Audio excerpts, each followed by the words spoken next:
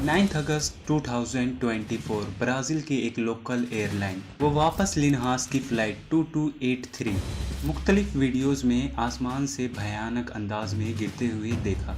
ATR 72-500 नामी यह जहाज़ एक ब्राज़ील पैसेंजर्स एयरक्राफ्ट था जो केस केबल से साउथ पोल की तरफ जा रहा था, लेकिन लैंडिंग से सिर्फ चंद मिनट पहले ही ये हादसे का शिकार हो गया, जिसमें से 57 पैसेंजर्स और 4 क्रू मेंबर्स की जान चली गई। ये ना सिर्फ 2011 के बाद का ब्राज़ील का पहला खतरनाक क्रैश था, बल्कि ब्राज़ील की एविएशन हिस्ट्री में भी इसको घातक माना जा रहा है। वीडियो में साफ साफ देखा जा सकता है कि जहाज फ्री फॉल करता हुआ किसी कटी हुई पतंग की तरह आसमान से गिर रहा है। वीडियो रिलीज होने के बाद एविएशन इंडस्ट्री से ताल्लुक रखने वालों के बीच खौफ की एक लहर दौड़ चुकी है, क्योंकि चाहे कोई भी एयरक्राफ्ट हो, वह कभी भी फ्री फॉल करता हुआ नीचे नहीं आ सकता। हमेशा जहाज ग्लाइड करके नीचे आता है।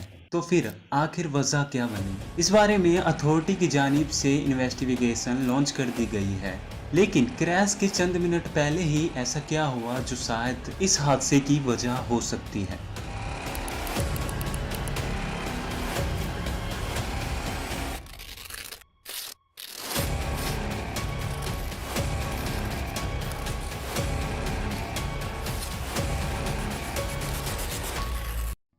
तो दोस्तों, स्वागत है आज के हमारे इस वीडियो में।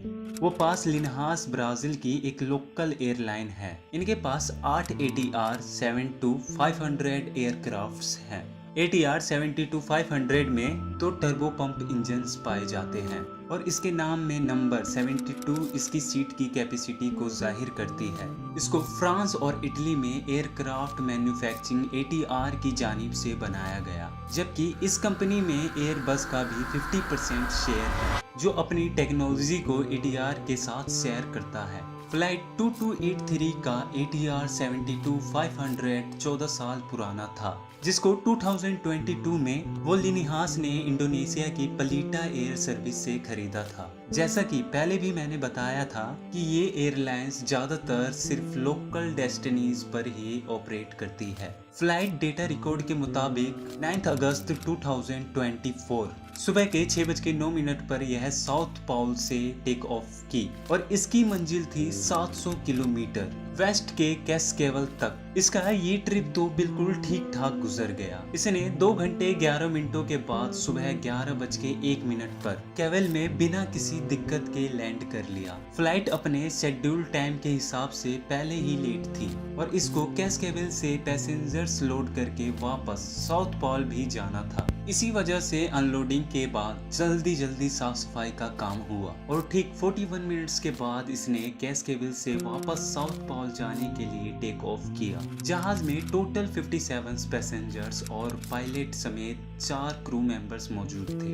61 साल के अम्बेड डिकम्पोज फ्लाइट कैप्टन थे। 45 साल डेनिलो सेंटोस फर्स्ट ऑफिसर थे और 2 फीमेल कैबिन क्रू भी मौजूद थी। टेक ऑफ से लेके क्रैश तक क्या कुछ हुआ, रेडार की स्क्रीन पर क्या कुछ दिखता रहा, यहाँ सब कुछ आप भी देख सकते हैं। 11:58 AM लोकल टाइम पे फ्लाइट 2283 ने कैस्केवल से टेक ऑफ करते ही लेफ्ट टर्न ले लिया और 1,77,000 फीट्स का एल्टीट्यूड मेंटेन करने लगी, जिसको क्रूजिंग एल्टीट्यूड भी कहते हैं।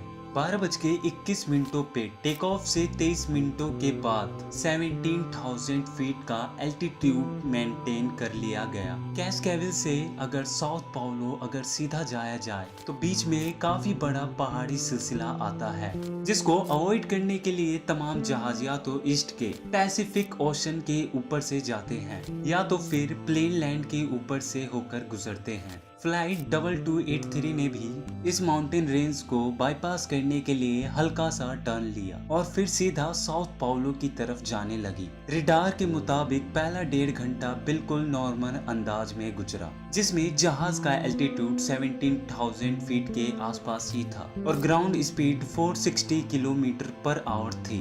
1:07 पर फ्लाइट 2283 ने हाफ टर्न लिया और अपनी डायरेक्शन कैंपिनस शहर के तरफ कर ली, जहां से अप्रोच बनाकर उसको साउथ पाउलो एयरपोर्ट पर लैंड करना था। 1:20 पर जब वो कैंपिनस के साउथ में आबादी के ऊपर मौजूद था, तब पहली बार उसकी ग्राउंड स्पीड कम हुई, जो पहले 460 किलोमीटर पर आवर की स्पीड से आगे बढ़ रहा था। अचानक वह स्पीड 159 किलोमीटर पर आवर हो गई। इसका रीजन क्या था ये तो अब तक नहीं पता चल सका, लेकिन अगले ही 1:21 और 2 सेकंड पर फ्लाइट ने अपनी ग्राउंड स्पीड को वापस 400 किलोमीटर पर आवर की स्पीड से मेंटेन कर लिया। इस वक्त तक पायलट ने किसी किस्म की भी कोई इंफॉर्मेशन एटीसी को नहीं दी थी। ये वो पॉइंट था जहां से जहाज की डायरेक्शन साउथ पाउलो एयरपोर्ट की तरफ करनी थी, और रेडार में हम देख भी सकते हैं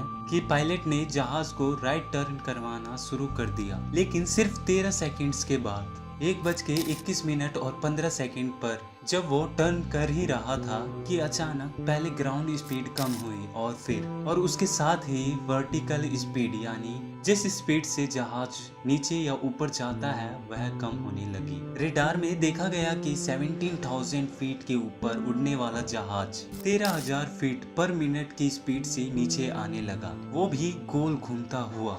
और इस दौरान इसकी ग्राउंड स्पीड यानी आगे बढ़ने वाली स्पीड 400 से कम होकर 100 किलोमीटर पर आवर्स तक रह गई। इस पूरे प्रोसेस में सिर्फ 1 मिनट और 14 सेकंड ही लगी, यानी इतने कम वक्त में जहाज 17,000 फीट से सीधा जमीन पे आ गिरी। इस दौरान जहाज 180 फीट पर सेकंड की स्पीड से नीचे आ रहा था और पायलट के पास शायद इतना वक्त नहीं था कि वह एटीसी को भी अपनी सिचुएशन के बारे में आगाह कर सके। जिस जगह पे फ्लाइट की वर्टिकल स्पीड कम होना शुरू हुई और जिस जगह इसने क्रैश किया उसके बीच सिर्फ 1.3 किलोमीटर का ही फासला है। इसके अचानक गिरने के पीछे की असली वजह क्या थी, यह तो इन्वेस्टिगेशन करने के बाद ही मालूम पड़ेगा, लेकिन अभी तक जो सबूत मौजूद है उसके हिसाब से जिस एरिया में क्रैश हुआ वहाँ 12,000 से 21,000 फीट के एल्टीट्यूड पर पहले से ही बर्फ जमने की इंफॉर्मेशन तमाम पायलट को दी गई थी, जिसको सिग्मेटिक मेट्रोलॉजी इंफॉर्मेशन भी कहा जाता है। अगर जहाज के विंग्स पर बर्फ जमना शुरू हो जाए तो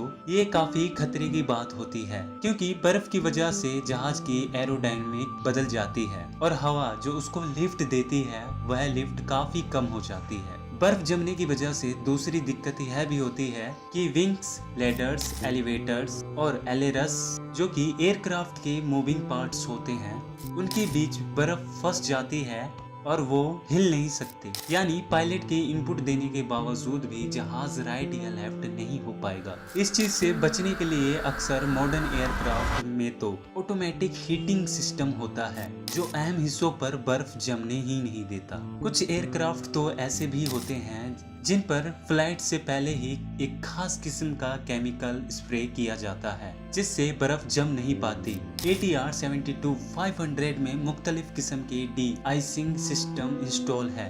उसके विंग्स पर न्यूमेटिक डी आइसिंग बूट लगे हैं जो बार बार बर्फ को हटाते रहते हैं। इसी तरह इसके प्रोपेलर्स, विंग सीट और इंजन में भी डी आइसिंग सिस्टम इंस्टॉल्ड है। और इस सब के बावजूद भी अगर पहले से बर्फ की फोरकास्ट हो तो पायलट पहले से ही कोशिश करके उस एल्टीट्यूड पे या उस जहाज पे अवॉइड करते हैं हाँ बर्फ जमने का अंदेशा हो। क्रैश के बाद फ्लाइट L283 का ब्लैक बॉक्स रिकवर कर लिया गया है और उम्मीद है आने वाले महीनों में इस क्रैश की असल वजह खुलकर सामने आ जाएगी, लेकिन फिलहाल ये एक मिस्ट्री ही बनी हुई है। आखिर 17,000 फीट से जहाज सीधा नीचे कैसे आ गया। और वीडियो आपको कैसा लगा वो कमेंट में हमें जरूर बताएं और हमारे चैनल पे नए हो तो सब्सक्राइब करो क्योंकि हमारी वीडियो आप तक पहले आए। इसी के साथ मैं अलविदा लेता हूँ। अपना खूब सारा ध्यान रखें।